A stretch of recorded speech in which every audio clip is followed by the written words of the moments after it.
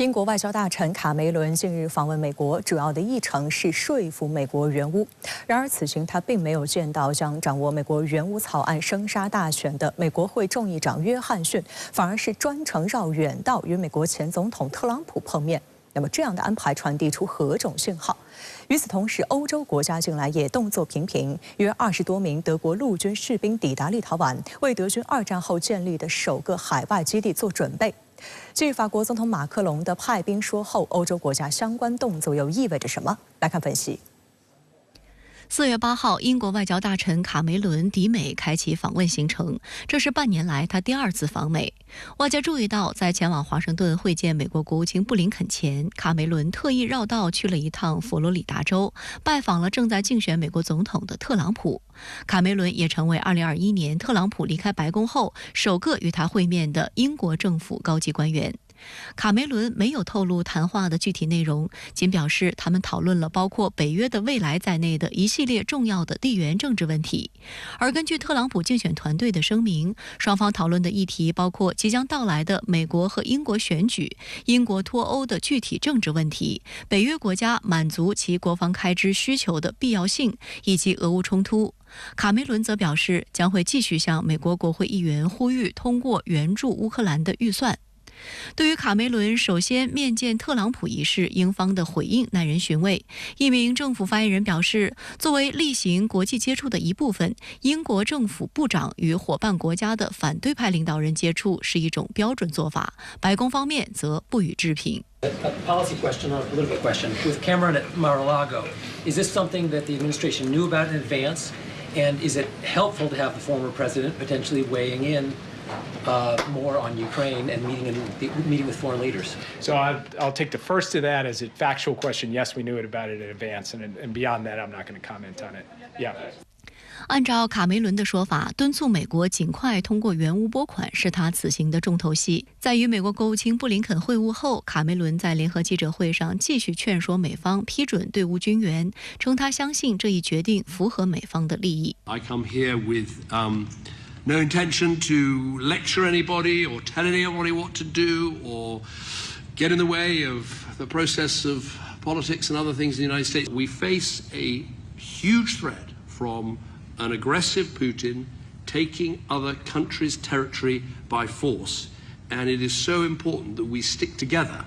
有观察认为，卡梅伦此行尽显其内心焦虑。一段时间以来，英国政府在援乌问题上态度积极。今年1月还宣布，在2024至2025财年向乌克兰提供25亿英镑的军事援助计划。然而，作为英国的盟友，美国近期却在这一问题上步调不一致。当前，一份价值600亿美元的援乌法案正卡在美国国会，症结正是特朗普以及他控制的共和党议员们反对。特朗普还曾承诺，如果胜选，将削减针对乌克兰援助的开支。他曾表示，更愿意推动基辅与莫斯科进行谈判。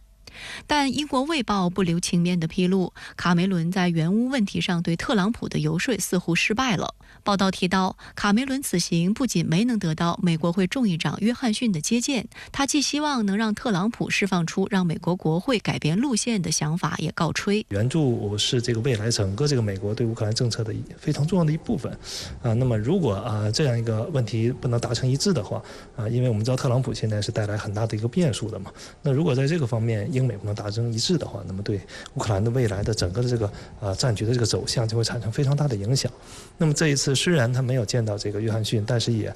见到了很多这个我们说保守派的共和党这边的这个资深的议员，某种程度来讲也进行了一个交流就是在这个问题上多少还是达到了一定的沟通的目的的。值得注意的是，俄乌冲突进入第3年，欧洲一直身处该冲突的漩涡中。外界注意到，欧洲从最初针对俄罗斯的震惊和愤怒，到中间不遗余力地支持乌克兰，再到如今应对乏力，走到需进行策略乃至战略调整的关键阶段。此前，法国总统马克龙曾表示，不排除向乌克兰派兵的说法引发国际舆论震荡，欧洲国家纷纷出来灭火，避免局势升级。然而，最近有媒体发现，德国似乎已经深度介入俄乌冲突。去年就有欧洲媒体率先爆出，德国正在立陶宛建立一个军事基地，旨在阻止俄罗斯进一步侵略其邻国。这也是德军2战后建立的首个海外基地。该基地将于2027年全面投入使用，驻扎约4800名军人和200名文职人员。相关的协议早在去年6月就由德国防长在访问立陶宛时提出，随后两国火速布局。同年11月，德国国防部就发布声明，证实将向立陶宛增派2个作战营。到年底，两国防长在立陶宛首都签署驻军路线图。欧洲媒体报道，约20名德国陆军士兵8号抵达立陶宛，为今年晚些时候另外150名士兵进驻打好基础。德国国防部长皮斯托里乌斯表示，驻军计划将有助于强化北约防务。Wichtiger Tag für die Bundeswehr, das erste Mal, dass wir dauerhaft eine solche Einheit außerhalb Deutschlands beginnen zu stationieren。报道称，德军将基地分2处建立，一处位于立陶宛首都郊外，另一处位于立陶宛第2大城市考纳斯郊外。除了军事演习区外，还设有士兵及家属住房、学校和体育设施。作为北约成员国，立陶宛在地理上与俄罗斯的飞地、乌克兰和白俄罗斯接壤，受俄乌冲突波及风险高。此前，德国联邦国防军已经在立陶宛部署数百名士兵，驻扎了6年时间，并领导着立陶宛境内一支1600人的北约部队，其中有大约780名士兵来自德国联邦国防军。俄总统新闻秘书佩斯科夫在回应这一部署时就表示，德国在立陶宛的军事存在将使紧张局势升级。德国的这样的一种行为，其实我们可以理解为，既可以理解为在北约内部因为立陶宛和德国都是北约的成员国他们一种这个协同的这样的一种行为吧。那么还可以理解为是欧洲要在防务这个问题上能更加自主的这样的一种表现。我们看到，为了推动美国军援乌克兰，英国外相卡梅伦亲自前往美国做说客会见特朗普，但却吃了众议院议长约翰逊的闭门羹。那对此您怎么看呢？其实毫无疑问，美国的援乌法案就是卡在特朗普手上，而特朗普跟约翰逊又是穿同一条裤子的，甚至约翰逊就是被特朗普在幕后用一根看不见的绳索操纵的木偶。因此无论是这次拒见卡梅伦，还是不久前将600多亿美元援乌案跟修建边境墙以阻止非法移民问题打包起来表决，以及现在提议要用被冻结的俄罗斯美元资产来军援乌克兰，都只不过是约翰逊使用的政治手腕，其目的是要将原本简单的事情进一步复杂化，让军援法案最终通不过。约翰逊认为，只有这样做，才能将特朗普再度护送进白宫。因为第一，俄乌军事战场跟美国国内总统大选的政治战场其实是高度联动，一荣俱荣，一损俱损的。乌克兰收到了拜登政府给的600亿美元军援，就可以在美国总统大选前打一个军事上的翻身仗，从而为拜登的选情来冲洗。第二，非法移民以及由此衍生的边境墙问题，是拜登在过去几年执政中的一个大败笔。把这个问题跟军援乌克兰问题捆绑，让其双双通不过，就可以让拜登在选前一直背着这个沉重的政治包袱。从中我们也可以再度看出，特朗普的确是一个非典型性的政治人物。为了自己的私利与个人恩怨，他是既不惜捆绑共和党，也不惜捆绑整个美国的。当然了，这种极其过分的操作，最终会不会引起民意的反噬，导致特朗普丢掉总统大选，共和党丢掉国会选举，还有待于观察。那特朗普及其操纵的众议院议长约翰逊为什么敢于拦住援乌法案？他们的底气又来自哪里呢？我觉得底气就来自于，虽然特朗普与约翰逊的所作所为引起了民主党支持者的强烈反感，以及引起了美国盟友的普遍愤怒，但是特朗普仍能获得了40%左右基本盘的坚定支持，其总体民意支持率甚至还超过了拜登。而这背后的原因在于，美国这次军援乌克兰之所以卡壳，涉及到的不仅仅是民主与共和两党特朗普与拜登的权力之争，同时还涉及到了美国国内的2种不同的价值观与世界观，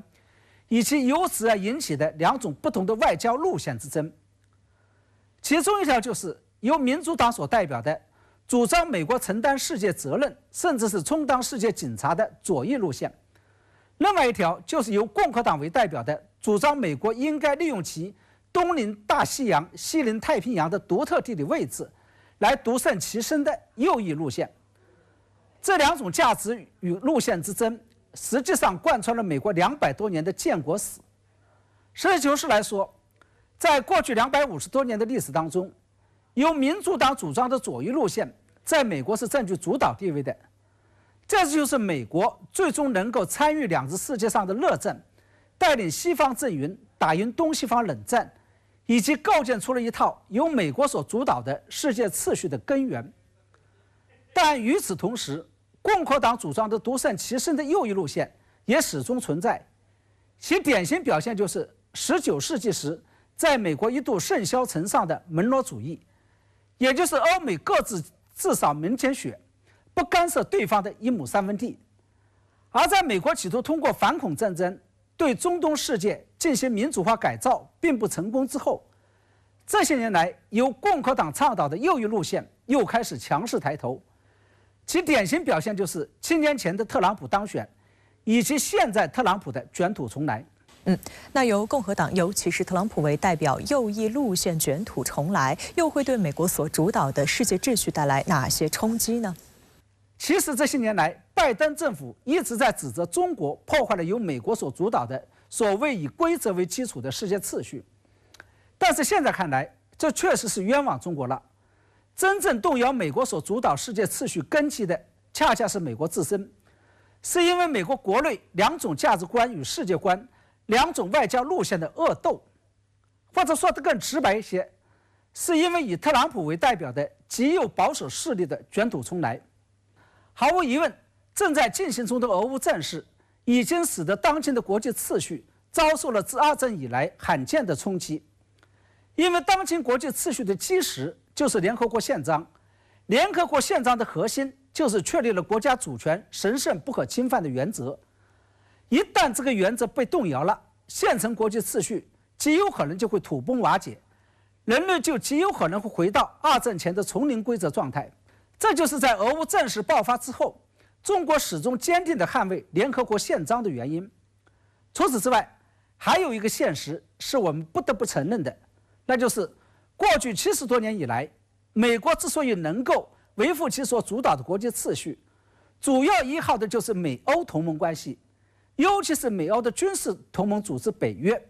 而在俄乌战事刚刚爆发的头2年，美欧同盟关系以及北约这个组织是在一定程度上得到了强化的。但是这次共和党控制的众议院人为搁置军援乌克兰法案，这极有可能让美欧之间的互信基础遭到动摇，导致美欧同盟关系的割袍断义，甚至是导致美国所主导世界秩序的雪崩。在美国现阶段无法军援乌克兰的情况下，接下来俄乌战事与欧洲局势有可能会出现2个极端化的结果。一个是欧洲被迫接受乌克兰战败并向俄罗斯投降的现实，二是欧洲国家加码军援，帮助乌克兰打赢这场战事，或者至少是不输。从此欧洲彻底就告别了美国在政治和军事上实现了真正上的独立自主。从中我们可以看出，